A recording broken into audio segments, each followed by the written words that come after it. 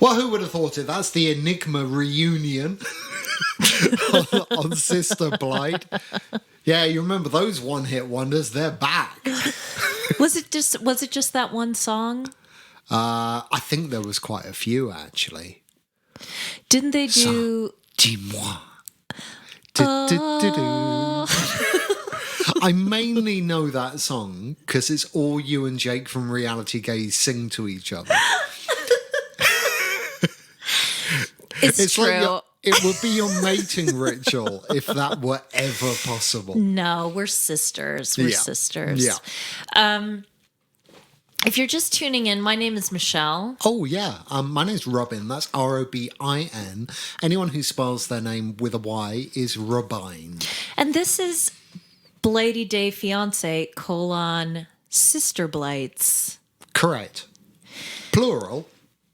It's because it's plural, right? Yeah, that's true. It's not Sister Blight. It's Sister Blight. But it could have been Sister's Blight. It could have been, but it's not. It could have been, but it isn't. But here we are. Let's talk about all the other things that could have been but aren't. Let's not. Okay. With so little to be sure of, Robin, I'm glad there's you and me and us together. Right. Can I say that? Yeah. Is that a lyric? Yes, it's a Sondheim lyric. Very good.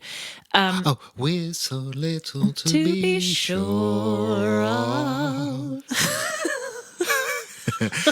Take that, poodle. Really, the jealousy is an ugly side of you. But all the rest of you is gorgeous, which is wonderful, which everybody knows now because we had our season finale. Hopefully it's just season and not the series finale of Blighty Day Fiancé UK, our flagship show with 90 to fuck. Yes. Yep. With Wahima of Just Call Me Wah. We did, and we were on YouTube with our faces and everything. Yeah. We tried to get a puppet show. Turns out those are super expensive, and Alfie used up the entire puppet budget for the year. Yeah, he spent it on penny whistles and moon pies, as he is wont to do. Yeah, Pennywise would be more his kind of level. If he got... That's a really gross thing to say about your own. He's a creepy little... He does, but that's what I always dreamed of, was having a creepy British child kind of following me around like a shadow. Michelle and Alfie's relationship is mainly watching, I guess what I'd call softcore horror. Yeah, because obviously we couldn't watch like The Exorcist together. We can't watch things that are... No, and heaven forfend you should ever see... appropriate. Yeah, no. I never want to see The Omen because he'll get ideas. He'll get ideas, yeah exactly. Yeah. He's everything I ever wanted. He's a Victorian doll brought to life, a creepy little Victorian child. He's basically Doll Nadia from What We Do in the Shadows in human form. He is. Yeah. And boy form. Yeah. But the reason the episode is so late this week, everyone, is because we have been looking at schools for Alfie. And it's taken up the majority of the mornings and the evenings. And it's a tricky time. It's a tricky time. Oh, is that the excuse? I was going to say the dog ate the podcast. No, the dog didn't eat the podcast. Okay. He did eat my cheese and crackers, though. Honestly, the bulldog was spectacular tonight. Michelle was having a cracker with some cheese on it, and he literally rotated his head 180 degrees, like something out of The Exorcist, and did this kind of... It was like a backflip, but just with his head to snorf it. Yeah, I'm proud of that boy. He swallowed that right down. Proud of that pipistrello. Anyone that can tell me what a pipistrello is, blightydayfiance@gmail.com, doesn't win a prize, but gets my adoration. Right. And the other thing that we are slacking on is the prizes for the funniest / most touching / most impactful review on Apple Podcasts or elsewhere. Yeah, but for there's that matter. A spreadsheet. There is a spreadsheet. Right. We're looking at it. Robin keeps deflecting because he has to look at cables on the internet. I bought you some cables the other day. Did you really? Yeah. Oh, yeah, of course you did, to charge my phone. I did. So if I'm Anne of Green Cables... You guys, I have in the very room that we're sitting in, we have a bucket. We have four different containers that are full of indiscriminate cables. They're not indiscriminate. So he is Anne of Green Cables. There's a lot of cables in But this anyway, room. if you can't tell already, I am mildly slurbid, which is my creative term for being a little bit tipsy. DRUNLMNOP. You got to do it right. Yeah, I messed it up. So today's episode probably isn't going to be as long or as in depth It might be as some really of the others. long. It might be really long. We don't know. No. But thanks for listening, Yeah. and hang on in there, Sister Wives fans, because here comes the recap. We ready to get started? Oh, yeah. Okay. So for those of you who have not joined us previously, we don't really do a beat-for-beat recap of Sister Wives. No, and we're not capable of that. no, we aren't. There's too many tangents. There's too many roads untraveled. We just can't do it that way. So what happens is I sort of randomly come up with word associations that have to do vaguely with the themes raised in the episode, and Robin and I sort of bounce them back and forth. Yeah, it's like a Rorschach pod, isn't it? You get Cody's face, fold it in half, and sort of smear some ink over a page, and then I say what I think. So I will say that this episode was a lot more in a series that has already been fraught with emotional tension. This was very moving in a way. You think? Yeah, I think because there was a new birth and a death, you know? Well, I guess the thing is, right, it's like the mafia, right? It's like just when you think you're going to get out, they pull you back in kind of thing, right? So much though Christine wants to leave, there is still love. And I know there's no love with Cody, but I think she might be coming to terms with the fact that everything gets severed. And I think like this birth might be driving that home to her. I suspect in the next few weeks, actually her strength might, and God knows she's a queen, right? Right. We love her strength. I think it might quaver a little bit. But how could it not? I mean, this is... Yeah. Like, I've know, never seen almost anyone 30 years. right? And I've never seen anyone leave anyone like on TV or in real life so decisively and comfortably. But this episode made me think that it might not be such plain sailing. It might not be like win, win, win. Because the first couple of episodes, from the viewer's point of view, was just wins, right? Yeah. Yeah. I would agree with that. But I think there could be a bit more struggle. Well, I think that she's been through so much already. I don't think that she got to this place very easily or very quickly. I think this is the result of months and months and probably years, realistically, of going to therapy, reading books, recontextualizing her entire history, particularly with Cody, and understanding, you know, that she was basically hornswoggled by a very charming caveman.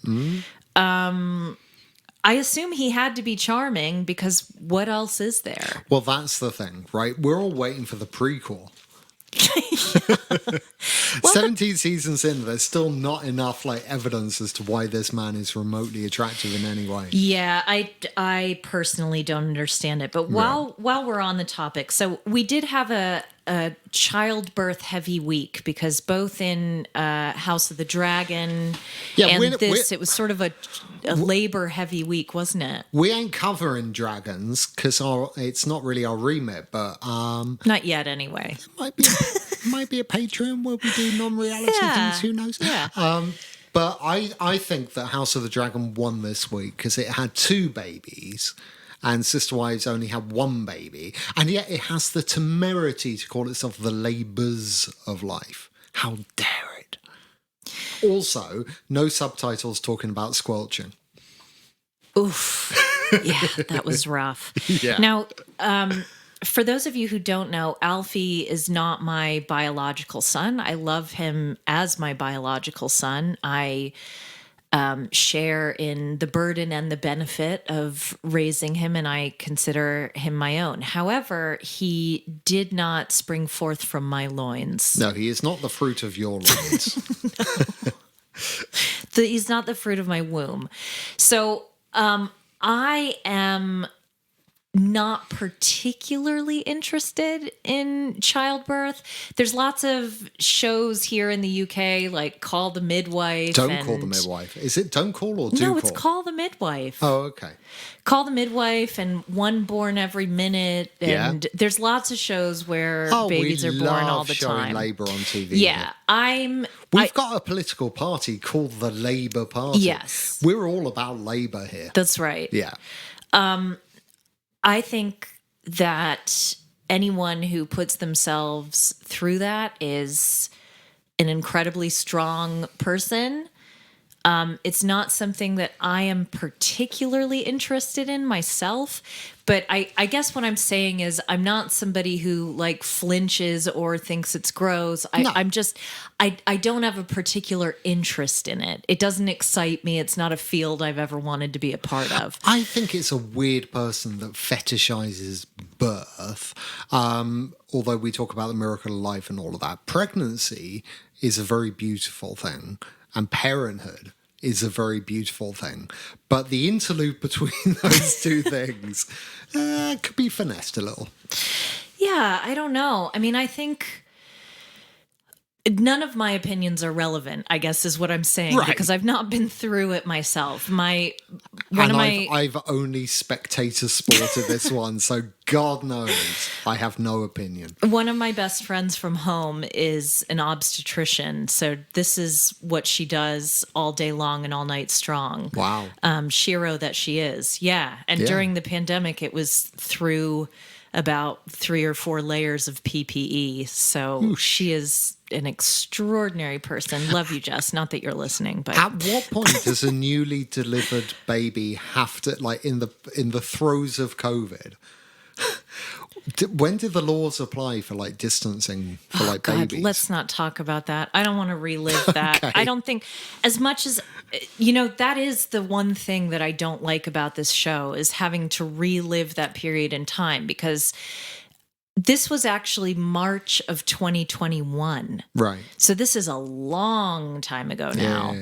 Yeah. So it was a very different world. And arguably, I mean, some people got the vaccine in America at around this time. People were, schools were opening.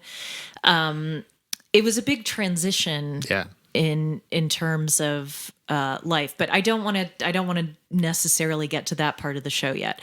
What I will say is I think it was an extraordinary act of generosity and kindness and beauty that Christine included Robin in Rabine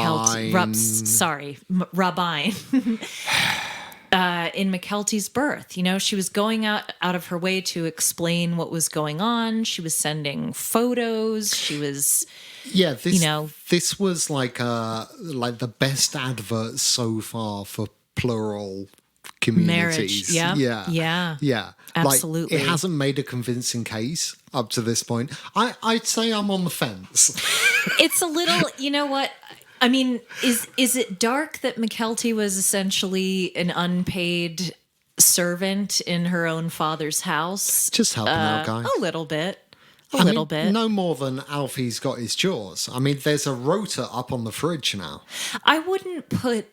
Do you not think looking after Robine's children was on the fridge? I mean, not before Robine and Cody had married, because this was during their courtship phase. But look, Mykelti obviously has her reasons. Backtrack, just to recap everyone. I'm new to this show. Yes. Michelle has a little bit more track history with it. Robine and Cody had children before they were married? No, they did not. So Robin came into the marriage Rob Biden came into the marriage, I believe, with 3 children. Oh, that, yeah.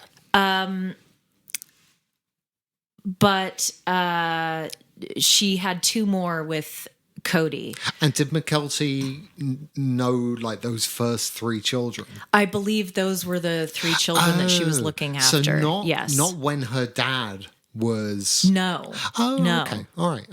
Yeah, it's a lot. It's a lot. And Robin lived some distance away, and I think it was all... I don't know too much about those early years, as I've said, because I've only seen really a handful of episodes from the past. I mean, no one does. To be honest, it's too much television. Back in the days of DVDs, I remember I used to work at a store here in the UK called HMV. And HMV, what would be the equivalent in the States? Probably Sam Goody. Sam Goody. Yeah, or Tower Records. Back in the day, yeah. Tower, you know. Yeah. But it was like the de facto kind of entertainment and music retailer. And, you know, obviously in the era of DVDs, everyone used to fetishize DVD box sets. Mm-hmm. And you get those really big ones that were like the size of the computer monitor in front of me. You'd be very, very... Ooh, the whole Hitchcock collection, you say. Ooh, all of Oliver and Hardy. Yeah, I fell Oliver prey and Hardy, to... Laurel and Hardy. I fell prey to all of that stuff. How big would the Sister Wives box set be? Assuming 4 or 5 DVDs per season. Gosh, I don't know. Don't give me math problems right now. What's your point? I'm just saying it would be immense. Like, yeah, it would be. There's a lot of footage. There's a lot. And a lot of shared history. But I note that Robin was taking advantage, I think, from the very beginning of the situation. There's free childcare. It's McKelty. Now, I feel like I can say this about McKelty because she's an adult. Not sure about her judgment. I'm not sure about that husband of hers. Hurley from Lost. I don't... Hurley... All right, I'm going to say it right now. When we were watching this, I said, it's Hurley from Lost. And Michelle said, cross with a sea slug. Yeah. Only because of how he moved. He was sort of like... He was rolling across the bed. Yeah, now was. Look, there was a Jabba-like quality, wasn't there? He seemed a little bit too relaxed for what it just struck. Look, I know you don't want to get the bed all messy, right? You know, that's their business. They do whatever they want, but. And I understand a birthing partner not wanting to be on the business end of the birth, particularly if they're nervous or afraid of dropping the baby like he was. He expressed many times he was concerned about the poop, how slippery the baby was. Yeah, or shy in social situations. Yeah. You know, there's a new person in the room. What do you say to them? I believe I know your mother. But it was quite weird. They were referred to like very much throughout the episode as like a power couple. Like these two are unstoppable. They're going to be quite a force. I didn't quite see that, but their love is true.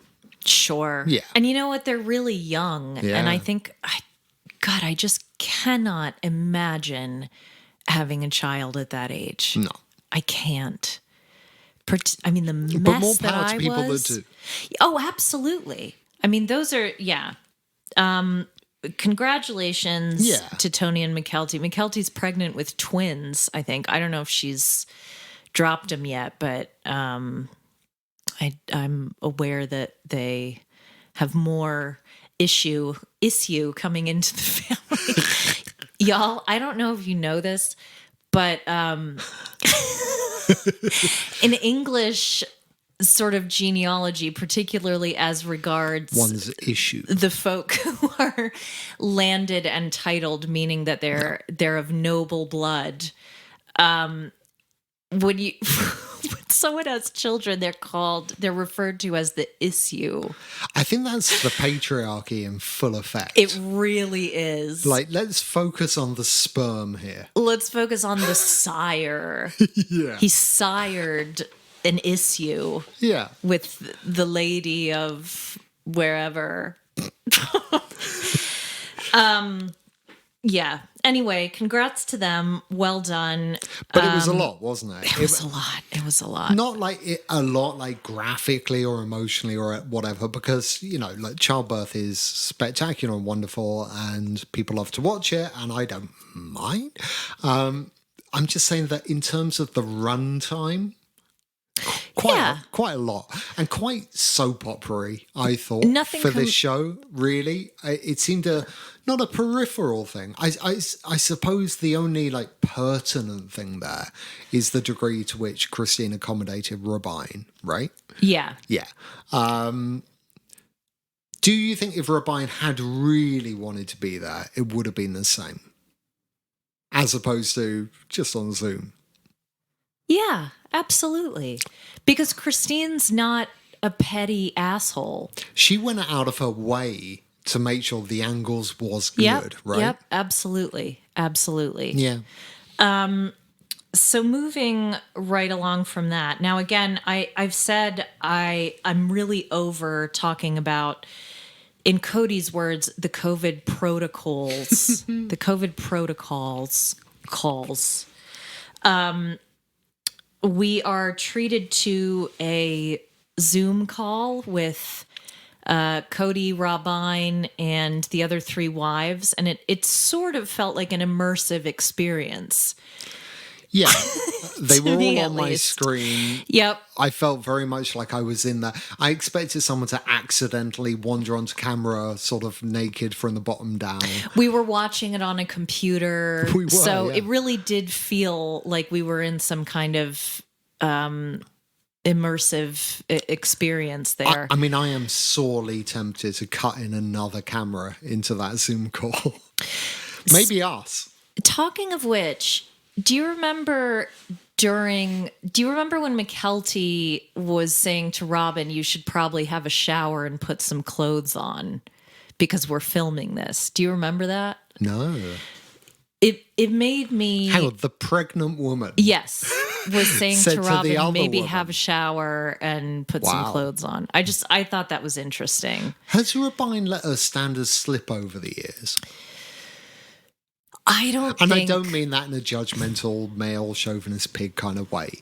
I'm just saying, I got the feeling she was brought into the family as the kind of the younger fox. Is that the idea? And everyone was a little bit like, or is that not the story? Well, I don't know what you're talking about, Robin. I'm just sitting here with my eyebrows drawn on, and I'm just trying to talk about COVID protocols with my husband, Cody. Just want to protect our family, Robin. Family. But now she's not washing, she's not showering, she's not dressing. Oh, Cody. This is what Cody can do to a woman. So Cody's tired of snotty little attitudes. He's tired of being Janelle. Stop looking in the mirror, pal. He's tired of Janelle and Christine trying to catch him in a COVID hypocrisy trap. Yeah. Everything's a trap when you're an arsehole. Yeah. Yeah. I mean... all these people out to prove I'm an arsehole just because I'm an arsehole. This is tough stuff, you guys. Yeah. I mean, look, does it surprise me? Absolutely not. Am I disappointed? Yeah, because my relationship with my father is very close. It always has been. I really love my father. And when I see a father who doesn't prioritize his daughters and doesn't want that relationship, that's really hard for me to watch. He prioritizes the kids under the age of 8, right? The easy ones who look up to daddy and worship, right? But he boots out the children that are 18 and can literally turn off like a switch his parenting instincts. It's creepy. It scares me. It really does. Yeah. Because I believe he has quite a few more daughters than he has sons. Right. And I just, it doesn't make me feel good. It makes me feel really sick when he says things like, He can't go out and visit with Isabel, for example. Isabel being the one who, The back surgery one. yes, the back surgery one that Christine went on vacation with. Yeah. Wisabel, yes. Not only does he expect Wisabel to choose between her friends with whom she has limited time left and her father, he also won't meet her outside because it's a little too cold. Yeah, that was incredible. Like, you can have the COVID thing, or you can have the I don't like being cold thing. I don't think you can have both. Now, in our family, I think I was the COVID protocol Nazi. Oh, you were. Right? Do you remember? Yeah.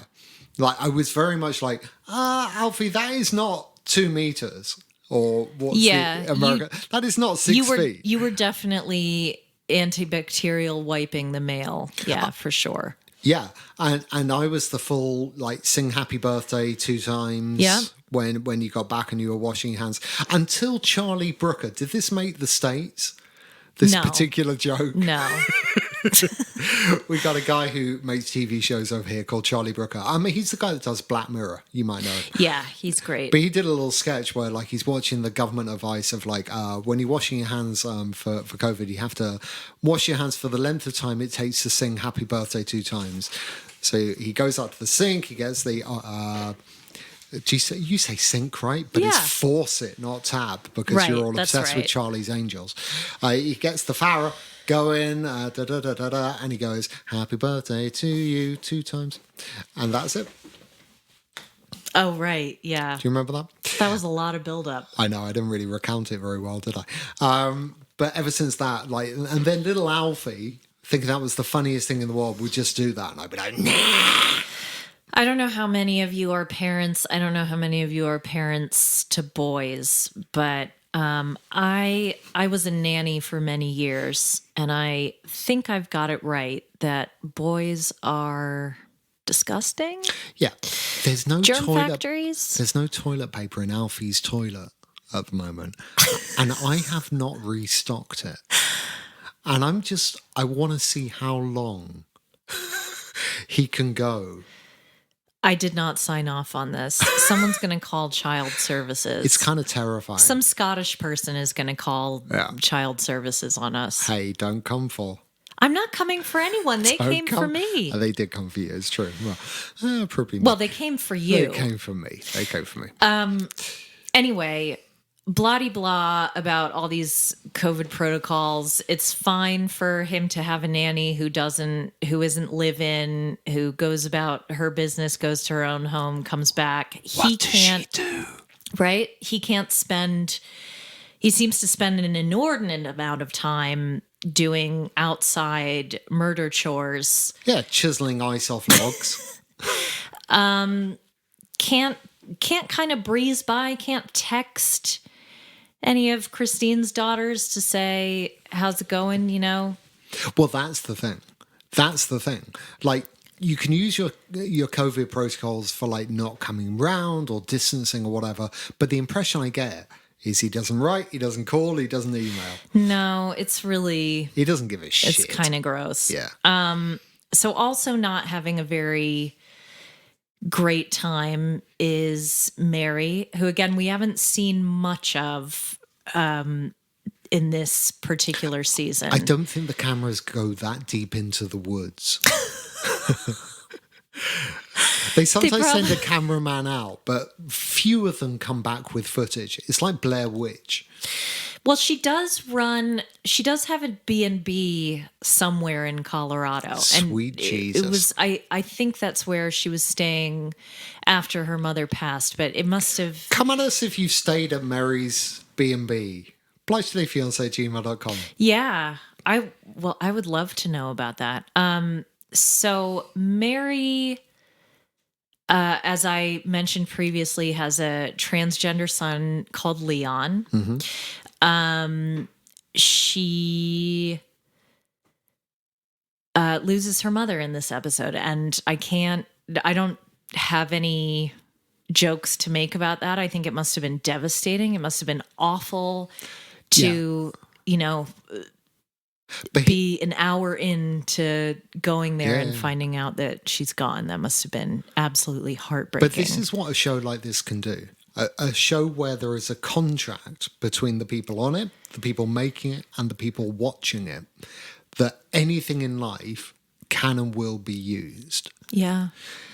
Yes, it's a show about a plural marriage, right? It's a show about a dickhead. But you can hang so much on that. And I guess that's where the McKelty Labour thing is kind of relevant. Like, why not just have a hugely overlong, extended thing about childbirth? Why not? Right? Why not have this thing out of nowhere about what it is to lose a parent, the moment thereof? It's kind of extraordinary television in that way. It's like Boyhood or something, the movie. Yeah. Right? Yeah. And I really do admire it. I really do. You compare that to the 90-Day Universe, where you got Big Pred going, my dog died. And it's sort of off camera and it's like, it's all used for, ooh, boo-hoo, feel sorry for me kind of stuff, right? But it's not the moment, right? No, this show shows the moments. Yeah. And I think that's why people have come back in large numbers to this show, because it is, I mean, that was an unflinching look. And it was incredibly sad. Yeah. So, deepest condolences to Mary. And Was it Bonnie? yes. Rest in power, Bonnie. Yes. It was interesting, though, because I do wonder where that fell in the timeline and whether that was before or after Christine made the announcement that she was going to leave the family, because Bonnie was made out to be sort of a great conciliatory, but someone who brokers reconciliations and is an advocate for sort of. So you're saying if Bonnie had been around, maybe it could have been. But thank God, there's some things you don't want patched up. No, of course not. But I'm saying maybe her death sort of solidified Mary's resolve to stay in that marriage and kind of have the attitude that Christine needed to patch it up. Yeah. Well, that can be a pernicious influence. I mean, no disrespect, Bonnie. No, She seemed of like course, a lovely of lady. course. But sometimes when you provide help and support, it can weirdly enable the wrong decision. Absolutely. Yeah. And I think that if I didn't know deep down in my heart that Mary is standing opposite Cody in an unblinking staring contest Right. that will last until his dying breath, or her dying breath. Probably the same breath. There was, I forget who it was, but somebody's last words, I feel like it was a serial killer or something. Somebody's last words were, It's Michelle's I murder know. quote of the week. of course, somebody's last words were, I curse you with my dying breath. Nice. And I think that, I think Mary lives to curse Cody with her dying breath. Or to be there, when he slips the mortal coil. Oh, okay. So just leaving wouldn't be enough. She's got never. Oh, okay. Because if she leaves, he wins. Right. So there's a spectacular, crushing, humiliating departure. Oh, yeah. And she's working on her master plan. Definite. Well, her master plan is just whatever I have to deal with between now and the moment that motherfucker dies is worth it. And I would do it again and again and again. But she will enjoy very greatly watching him fall apart, Oh, right? totally. Yeah. Does she, are there evil machinations to alienate the other wives from her? I don't get, that seems to be Robin's vibe, but not really Mary's vibe. No.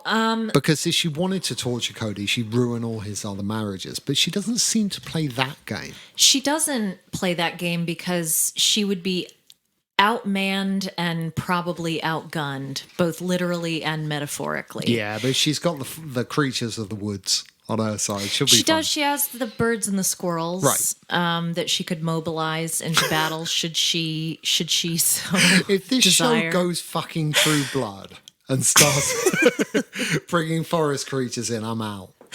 I would love that, except I think they would have a really hard. The woodland creatures would have a hard time with. They wouldn't turn against Christine No. because her heart is so pure. Oh no, That they would be really dance around her difficult. head. It would be beautiful. They bring Yeah. her berries and everything. They just come for the others, pet their fucking eyes out. No, I mean, Janelle and Mary don't have a good relationship, and Christine and Mary don't have a good relationship. Robin and Mary do, I think, because they need each other in order to Okay. kind of keep the train on the track. But that's about it, because that it? not a whole lot We not have happened any in more this episode. themes. No, because I thought that birth and death and Oh. new life and, sisterhood and understanding and all of those things, they felt like they were so big and so heavy, but true to form, we've just been shallow assholes about all of them. Yes. So Yes. Well, I guess that's Sister Wives, isn't it?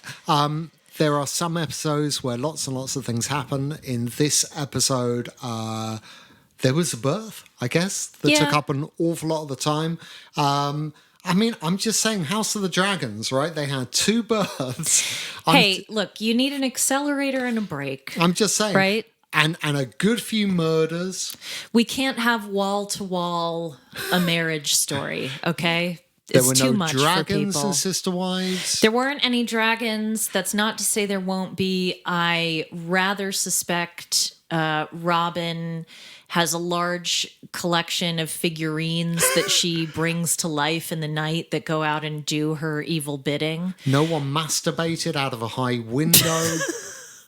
I'm just saying. I'm going to do this every week. I'm going to compare House of the Dragons.